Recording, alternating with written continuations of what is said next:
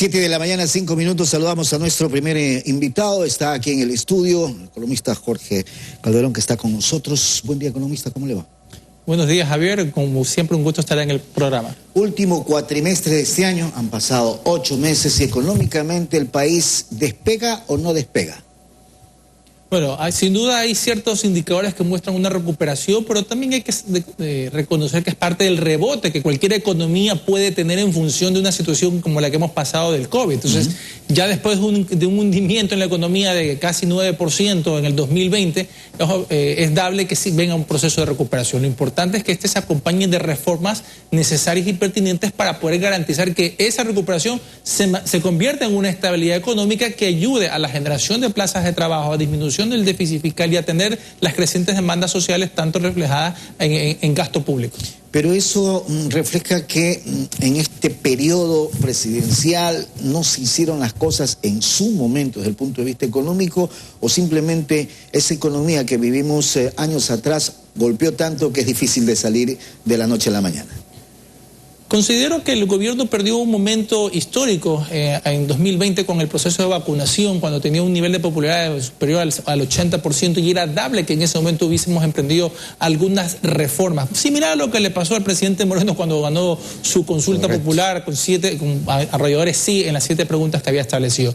En todo caso, hay una debilidad sin duda política en el momento de las relaciones con la Asamblea Nacional, por las cuales pasan las leyes y las reformas que necesita implementar. Si bien ahorita hay mesas de diálogo con este sector, con el sector legislativo, para poder establecer un cronograma de aquellas reformas que se tengan que atender, mucho va a seguir insistiendo en la negociación. ¿Qué nomás va a poder pasar? ¿Qué tan abiertos van a estar a ciertas reformas, especialmente las de carácter laboral, de inversiones, que de alguna forma la de inversiones no fue pasada en su momento, y la laboral ni siquiera el gobierno la planteó en su primer año, derivado justamente de todas estas tormentas políticas por las que ha tenido? En todo caso, esperemos que se pueda avanzar en esta relación de cara a que el país pueda tener las condiciones para recibir inversión extranjera, crear puestos de trabajo y atender una diversidad de problemáticas económicas y sociales. De hecho, en esas mesas técnicas, porque he conversado con algunos asambleístas sobre el tema, buscan, y en primer lugar anda por el tema de la ley de inversiones, que es fundamental, pues, economista, en ese sentido, porque lo que no pasó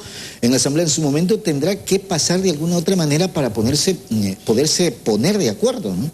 Y ese que tú mencionas justamente, Javier, de pasar de alguna manera, es lo que preocupa, porque incluso parte de la estrategia va a ser seccionarle en diversos capítulos, que si bien políticamente podría darles, entre comillas, viabilidad, hay que ver cómo termina quedando. Lo importante es que existe un cuerpo legal general que de alguna forma incluya todos estos temas, es porque se puede ver esos temas transversales.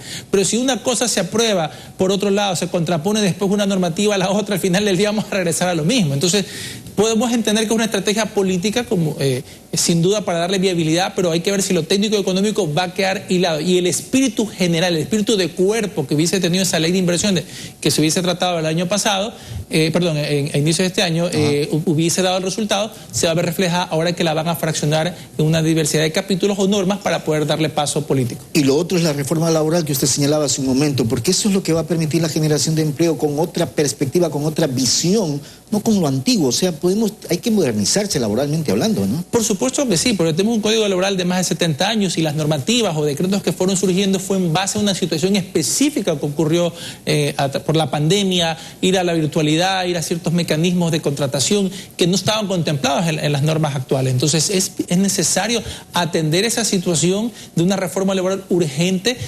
No podemos seguir que apenas el 35 de cada 100 ecuatorianos son los que tengan un trabajo, un empleo adecuado, y el 65% o 65 de cada 100 estén subempleados o desempleados. No es un país dable en ese sentido, porque eso incluso influye en qué otros aspectos, en que existe un más gasto social, porque mientras más desempleados y más subempleados tengamos, es gente que no tiene cómo atender sus necesidades, es personas que probablemente tengan que recurrir al bono, es un instituto de seguridad social que no tiene suficientes recursos porque está teniendo solo a 35 de cada 100 que están empleados. Entonces son situaciones que de alguna forma generarían un efecto positivo, unas reformas laborales actualizada, que estén acordes a las necesidades de los tiempos, y no más de lo mismo, que se promuevan prácticas que de alguna forma no ayudarían a la situación o que han llevado a la situación que nos encontramos ahora de los niveles de subempleo y desempleo tan altos. Para este año, el cierre económico o el crecimiento económico, de acuerdo a los organismos encargados, ¿andaría en los 2 o 3% o no? Bueno, eso es lo que el gobierno esperaba. Recordemos que a principios del año, de este año y a fines del año pasado, cuando se presentó la proforma presupuestaria, indicaban cerca del 2.8%. Incluso el presidente Lasso en el primer trimestre anunciaba el 4%.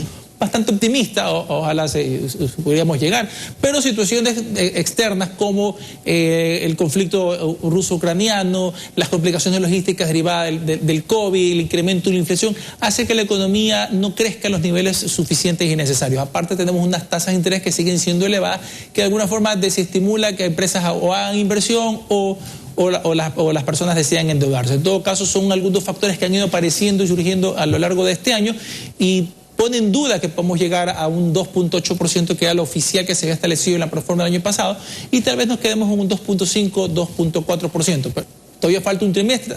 Nos faltaba también indicar las pérdidas económicas del paro, que sin duda eso también le pasó una factura a mediados del año.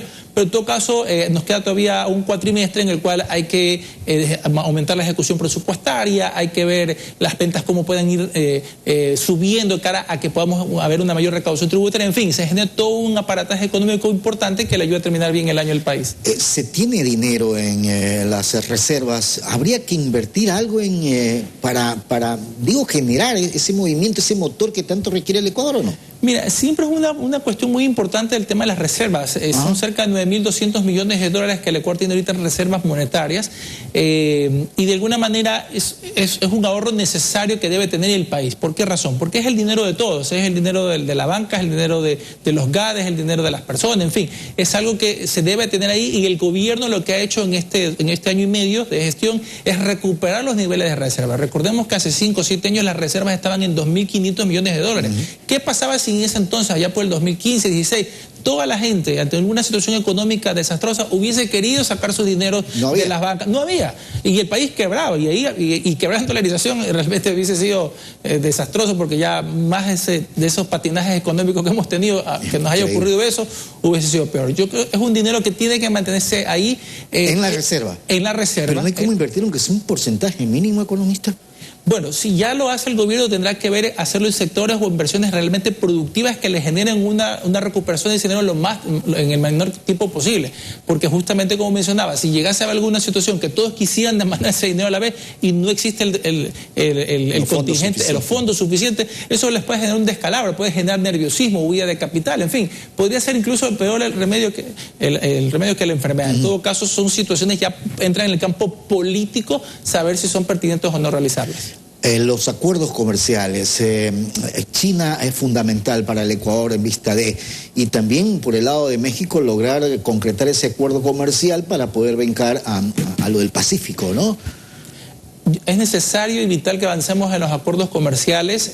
Las mesas de diálogo con los indígenas han puesto unas trabas ahí que no quiere que el Ecuador lleve a cabo acuerdos de esas características, pero yo creo que es parte de la inserción en el mundo. Es decir, no podemos vivir aislados ni creer que la economía ecuatoriana no se va a interrelacionar con otro. Lo que hay que saber bien es que son acuerdos negociados, son acuerdos en los que uno establece las condiciones y pautas para poder avanzar en acuerdos comerciales. Ya nos pasó con la Unión Europea cuando fuimos parte o nos hicimos suscriptores del acuerdo multipartes con ellos, y hay procesos de desgravación arancelaria que van de 15 a 20 hasta 25 años en el caso de lácteos de la carne. Es decir, sin 15 a 25 años el sector lácteo, el sector cárnico del Ecuador no se pone al día, entonces no puede seguir siendo protegido. Y lo mismo está pasando con China. Hay sectores que en las negociaciones van a tener protecciones también de 15 e incluso hasta 30 años. Entonces es un tiempo prudencial que los mismos negociadores han creído pertinente para garantizar que en ese lapso de tiempo el sector ecuatoriano respectivo esté en condiciones de competir. E insisto, si en ese tiempo no nos ponemos al día para competir, entonces no estamos haciendo bien las cosas como empresarios. Y México fundamental para la Alianza del Pacífico, brincar al otro lado. En efecto, Javier, me olvidé de mencionarlo, México es vital porque parte de ser de ser parte de la Alianza del Pacífico involucra tener acuerdos con cada uno de los países miembros, claro. Igual que nos falta justamente es México. Ha habido trabas en el asunto de camarón, porque México también lo exporta, pero nuevamente regresamos, son parte de los mecanismos de negociación, de acuerdos que yo tengo que llegar entre las partes para garantizar que podamos ser parte de esta Alianza del Pacífico, que sin duda es vital, dado el comercio que maneja y la cantidad de países que están inmersos. Economista, quiero agradecerle por haber estado con nosotros. Una buena mañana. Javier, muchísimas gracias. Gracias. El economista Jorge Calderón. Son las 7 de la mañana con 16 minutos. Vamos a hacer la pausa. Regresamos enseguida.